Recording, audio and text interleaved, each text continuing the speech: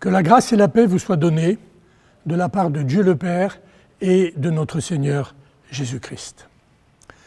Nous sommes rassemblés encore ce matin pour partager la parole de Dieu à travers toute cette vidéo. Et apparemment, c'est le dernier message que nous aurons à partager de cette façon. Et d'autant plus, c'est aussi le dernier message que je partage avec vous dans le cadre de l'église d'Aurovigny. Il se trouve qu'au moment où vous entendrez cette vidéo, je serai déjà en métropole. Et après,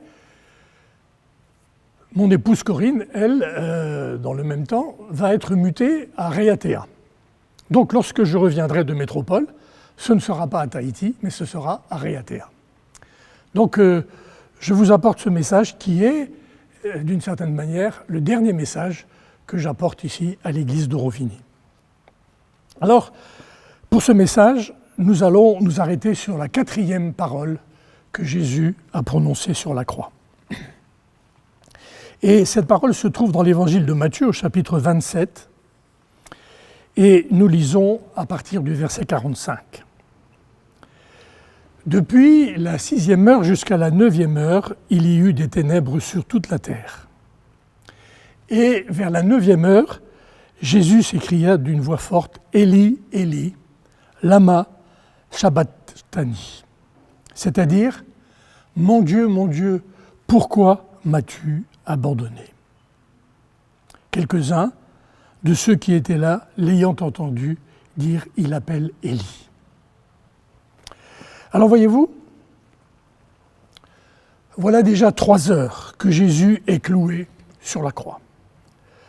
3 heures au cours desquelles il a enduré les plus terribles souffrances, les douleurs intolérables d'une lente agonie.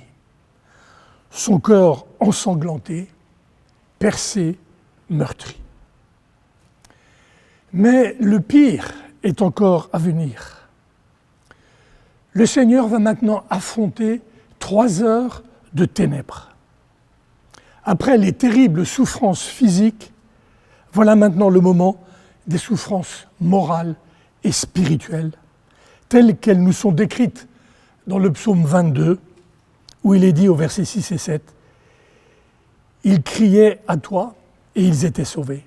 Et moi, je suis un ver et non un homme, l'opprobre des hommes et le mépris des peuples. » Jésus va connaître l'abandon le plus insupportable, celui de son Père. Il a déjà été abandonné par tous ceux qui ont été avec lui pendant son ministère terrestre. Et là maintenant, c'est l'abandon de son Père qu'il va subir. Il avait dit, dans Jean 16 au verset 32, « Je ne suis pas seul, car mon Père est avec moi. » Mais là, cette parole n'a plus cours. Jésus crie, supplie son Père, mais pas de réponse. Pourtant, le Père a répondu lorsque Jésus a demandé « Pardonne-leur » à cette foule qui criait contre lui. Jésus a répondu aux brigands qui lui demandaient « Souviens-toi de moi ». Même les soldats ont répondu à Jésus quand il a dit « J'ai soif ». Ils lui ont donné du vinaigre, mais le vinaigre en réalité c'est un vin amer, acide que buvaient les soldats, les pauvres. Le soldat là a eu un geste d'humanité envers Jésus qu'il avait crucifié. Mais ce cri de Jésus, le plus tragique qui ait jamais été entendu dans toute l'histoire de l'humanité, Dieu ne répond pas. Le ciel est d'airain. Dieu le Père ne répond pas au cri de désespoir de son Fils bien-aimé, en qui il a mis toute son affection, comme nous le dit Luc. Luc 3, verset 22. Parce qu'à l'heure où Jésus prononce cette 4e parole, le monde vient de basculer dans d'épaisses ténèbres. Il ne s'agit pas d'une éclipse du soleil, ni d'une tempête de sable ou je ne sais quel phénomène naturel. Non, ces ténèbres sont surnaturelles. Et dans la Bible, les ténèbres sont synonymes de jugement et de tourment. Matthieu, au chapitre 8, au verset 12, nous le dit clairement. Ceux qui ne se sont pas tournés vers lui, ils seront jetés dans les ténèbres du dehors, où il y aura des pleurs et des grincements de dents. Et que voyons-nous en cet instant aussi incroyable que cela puisse paraître?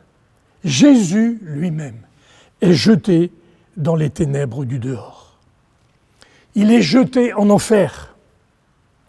Et Paul exprime cela avec une certaine pudeur en disant en Éphésiens 4 au verset 9, « Il est descendu dans les régions inférieures de la terre. » Il s'agit bien de l'enfer.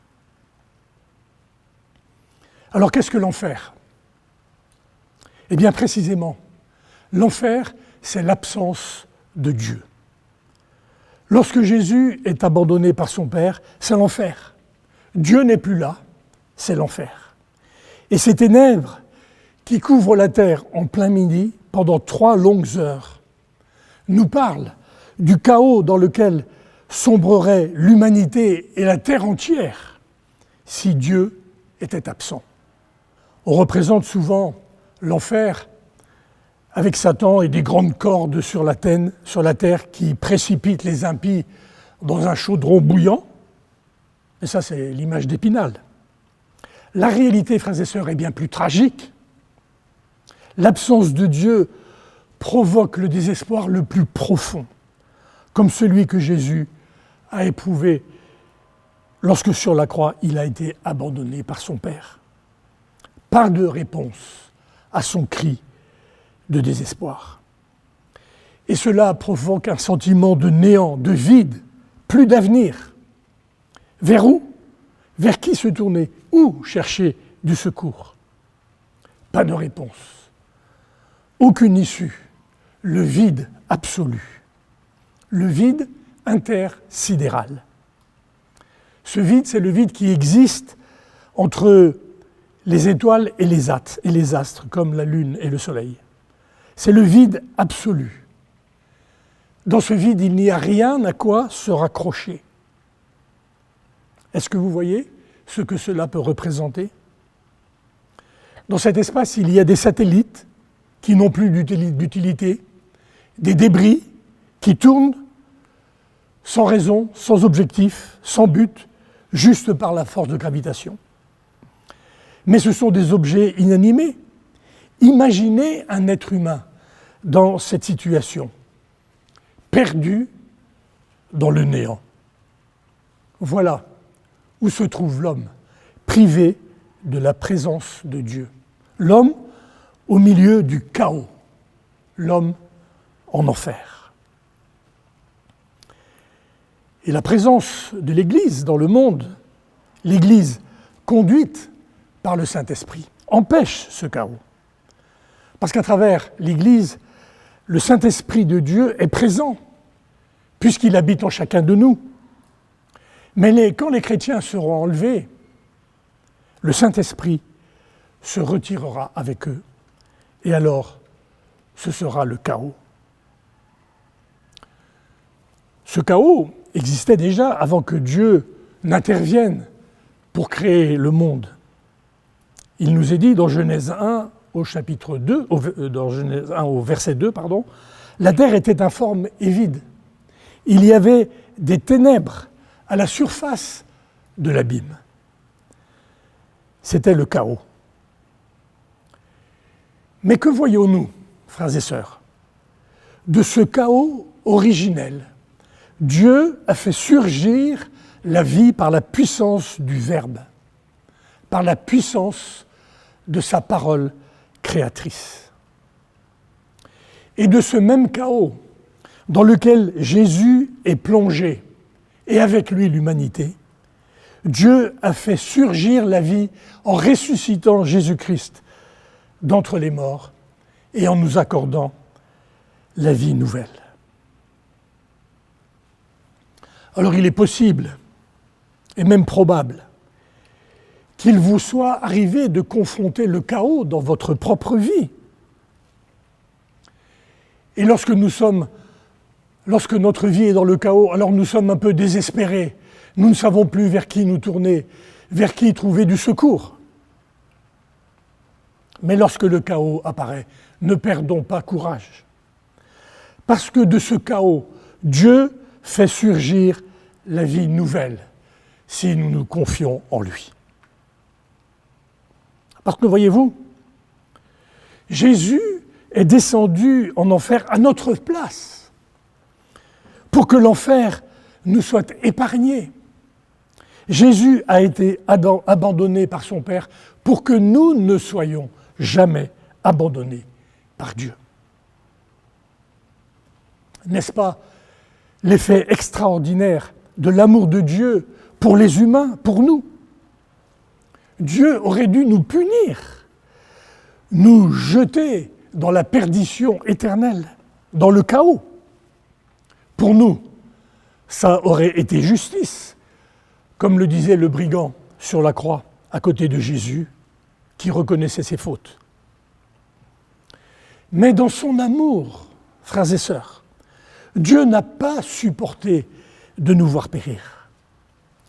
Il nous a tant aimés que dès avant la fondation du monde, il a préparé le plan du salut par la mort de son Fils sur la croix. Nous chantons ces paroles. Oh, quel amour et quel sacrifice! Le Fils de Dieu s'est donné. Frères et sœurs, ces paroles sont tellement vraies, tellement réelles. Lorsque nous les chantons, nous devons mesurer la portée de ces paroles. Notre entendement atteint ses limites devant une telle preuve d'amour. Et là où nous pouvons retrouver une certaine compréhension, c'est en nous arrêtant sur l'exemple d'Abraham que nous trouvons dans Genèse 22. Lorsque Dieu lui demande d'offrir son fils en sacrifice, au verset 2, Dieu lui dit « Prends ton fils, ton unique, celui que tu aimes, Isaac, 20 ans, au pays de Morija, et offre-le en sacrifice sur l'une des montagnes que je te dirai. » Et vous voyez comment Dieu insiste sur la portée de ce sacrifice.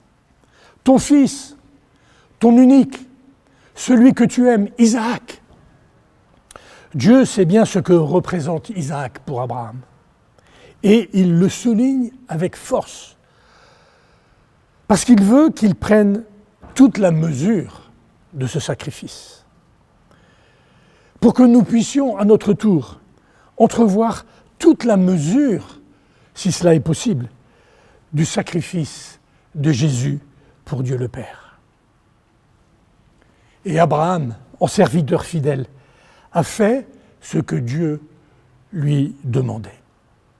Après avoir attaché son fils sur l'autel qu'il vient d'édifier, il lève son bras pour l'égorger. Il va au bout de son obéissance. Et là, Dieu intervient pour retenir le bras d'Abraham.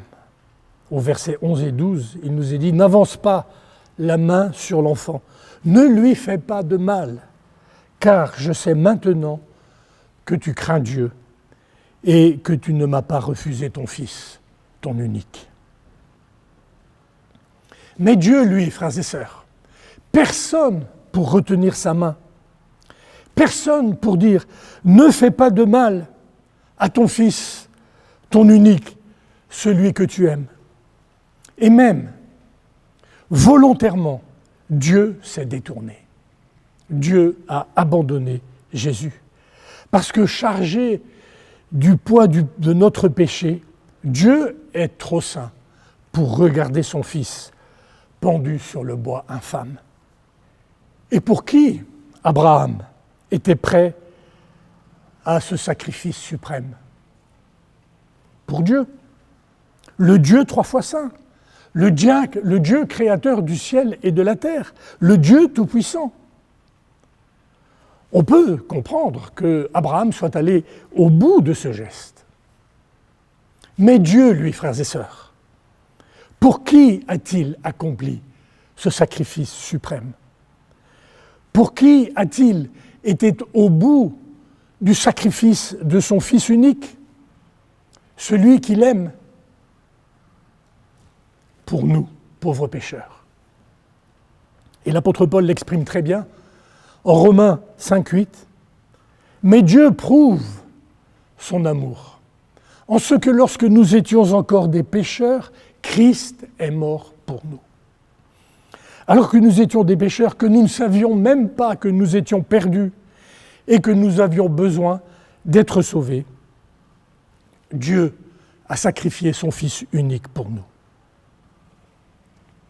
N'oublions jamais la portée de ce sacrifice. Comme disait un pasteur bien connu, Dieu nous a aimés jusque-là où l'amour ne peut plus se dépasser. Et cet amour, voyez-vous, ce n'est pas un feu de paille. Il brûle en permanence avec la même intensité. C'est pourquoi l'apôtre Paul peut dire en Romains 8, versets 35 à 39, « Qui nous séparera de l'amour de Christ ? Sera-ce la tribulation ou l'angoisse, la persécution ou la faim, la nudité, ou le péril ou l'épée, selon qu'il est écrit, c'est à cause de toi qu'on nous met à mort tous les jours, qu'on nous regarde comme des brebis destinées à la boucherie. Mais dans toutes ces choses, nous sommes plus que vainqueurs par celui qui nous a aimés. Car j'ai l'assurance, dit Paul, que ni la mort, ni la vie, ni les anges, ni les dominations, ni les choses présentes, ni les choses à venir, ni les puissances, ni la hauteur, ni la profondeur, ni aucune autre créature ne pourra nous séparer de l'amour de Dieu manifesté en Jésus-Christ, notre Seigneur. Oui, il est possible, et même probable que nous soyons persécutés pour le nom de Jésus. Et nous savons qu'il y a des chrétiens dans le monde qui sont véritablement persécutés. Mais dans toutes ces choses, nous sommes plus que vainqueurs. Est-ce là la réalité de notre vie ? Et nous sommes plus que vainqueurs non pas par nos propres forces, mais par celui qui nous a aimés. Parce que nous avons cette assurance que rien ne peut nous séparer de l'amour de Dieu, lequel il a manifesté avec tant de force en offrant son Fils en sacrifice pour nous. Avons-nous, frères et sœurs, cette assurance ? Rien ne peut nous séparer de l'amour de Dieu manifesté en Jésus-Christ. Cette parole, c'est une parole absolue. Rien ne peut nous séparer de l'amour de Dieu manifesté en Jésus-Christ. Souvenons-nous aussi, frères et sœurs, que Jésus n'a pas reculé devant la volonté du Père.